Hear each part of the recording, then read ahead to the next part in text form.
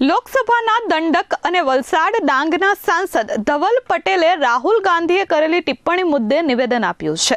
તેમણે કહ્યું કે અનેક રાજ્યોની ચૂંટણીમાં કોંગ્રેસે કારમી હાર જોઈ રાહુલ ગાંધી પોતાનું સંતુલન ગુમાવી બેઠા છે અને દેશના વડાપ્રધાન અને ગૃહમંત્રી વિશે અભદ્ર ટિપ્પણી કરી રહ્યા છે, પરંતુ લોકો હવે તેમની સાથે છેડો ફાડી રહ્યા છે। લોકસભાના વિપક્ષ નેતા રાહુલ ગાંધીએ વડાપ્રધાન નરેન્દ્ર મોદી અને કેન્દ્રીય મંત્રી વિશે અભદ્ર ટિપ્પણી કરી છે, ત્યારે આપણી સાથે લોકસભાના દંડક ઉપસ્થિત છે। તેમની પાસેથી જાણીશું કે તે આ ઘટનાને કઈ રીતે જોઈ રહ્યા છે।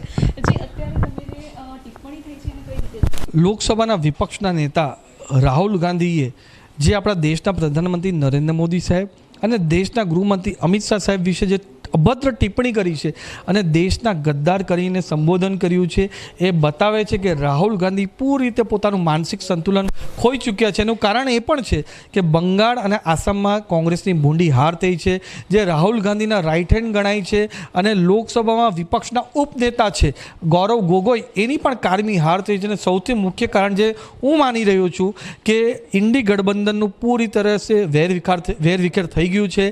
ટીએમસી અને ડીએમકે જે ઇન્ડી ગઠબંધનના મુખ્ય સપોર્ટિંગ દળ હતા, એમણે ઓપનલી અનાઉન્સમેન્ટ કર્યું છે કે હવે એ ઇન્ડી ગઠબંધનના પાર્ટ નથી। સાથે સાથે લોકસભાના સ્પીકર ઓમ બિરલાજીને પણ લિખિતમાં એમણે આપ્યું છે કે હવે અમે કોંગ્રેસની સાથે લોકસભામાં પણ બેસવા માંગતા નથી। એનાથી ફ્રસ્ટ્રેશનમાં આવીને કોંગ્રેસના રાહુલ ગાંધી અરાજકતાવાદી અને ટુકડે ટુકડે ગેંગના લોકો જે રીતની બોલી બોલે છે, પાકિસ્તાન જે રીતની બોલી બોલે છે, એ જ બોલી રાહુલ ગાંધી પણ હવે બોલી રહ્યા છે। પણ દેશની જનતા હવે જાગૃત થઈ ગઈ છે, હોશિયાર છે અને કોંગ્રેસને મુંહ તોડ જવાબ આવનાર દિવસોમાં આપશે। રાહુલ ગાંધી ચર્ચા કરી રહ્યા છે કે પેટ્રોલ અને ડીઝલના ભાવ વધી રહ્યા છે, મોદી સરકાર કોઈ પણ જાતના ફુગાવામાં હાથ નથી ધરતી અને કોઈ વસ્તુ કંટ્રોલ નથી કરી શકતી, તો એ વિશે તમે શું કહેશો? પૂરા વિશ્વની અંદર હમણાં જે ગલ્ફ દેશોમાં લડાઈ થઈ છે એના લીધે પૂરા વિશ્વમાં આની ક્રૂડ ઓઇલ પ્રાઇસની અસર થઈ છે। આપણે બીજા કન્ટ્રીઝમાં કમ્પેર કરીએ તો બીજા દેશની કન્ટ્રીઝમાં, બીજા દેશોમાં બહુ મોટો ભાવ વધારો થયો છે, ત્યારે મોદી સાહેબે એક્સાઇઝ ડ્યુટી ઘટાડીને આપણા લોકોને ડાયરેક્ટ ભાર ના પડે એના માટે પણ પૂરો પ્રયાસ કર્યો। અને સાથે સાથે જે હમણાં ખાસ કરીને જે 5 દેશોના ટૂરો પર ગયા અને ખાસ કરીને યુએ દેશમાં તો એ રીતના એમઓયુ કર્યું છે કે યુએ દેશ આપણા દેશના ભારત દેશ માટે 6 દિવસનો જથ્થો સંગ્રહ કરીને રાખે, જેનાથી આપણા ભારત દેશમાં કોઈ વિકટ પરિસ્થિતિનું નિર્માણ નહીં થયું। એટલું કામ આપણા મોદી સાહેબ કરી રહ્યા છે।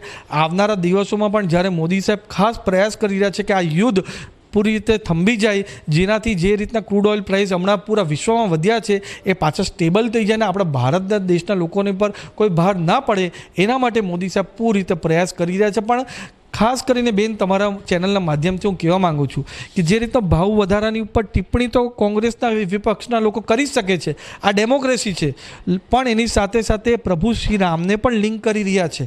શિવસેના ઉદ્ધવ બાલાસાહેબ ઠાકરે જે ઇન્ડી ગઠબંધનના પાર્ટ છે એ પ્રભુ શ્રી રામને આ લિંક કરે છે। જે રીતની બોલી પાકિસ્તાનના લોકો બોલે છે એ રીતની બોલી હવે આ કોંગ્રેસના વિપક્ષી દળના લોકો બોલે છે અને પ્રભુ શ્રી રામ સાહેબનું તો ઇન્સલ્ટ કર્યું જ કર્યું, પણ આપણા હિન્દુ ધર્મ અને ભારત દેશનું પણ ઇન્સલ્ટ કરે છે। એટલે આવનાર દિવસમાં મને 100% ખાતરી છે કે ભારત દેશના લોકો કોંગ્રેસ અને વિપક્ષી દળને મુંહ તોડ જવાબ આપવાના છે। ચોક્કસ આ હતા લોકસભા વિધાનસભાના દંડક અને તેમણે કહ્યું કે રાહુલ ગાંધી પોતાનું માનસિક સંતુલન ખોઈ બેઠા છે અને વડાપ્રધાન અને કેન્દ્રીય ગૃહમંત્રી અમિત શાહ વિશે અભદ્ર ટિપ્પણીઓ કરી રહ્યા છે। કેમેરામેન મુન્ના મલબારી સાથે ધરતી પટેલ, S24 ન્યૂઝ, સુરત।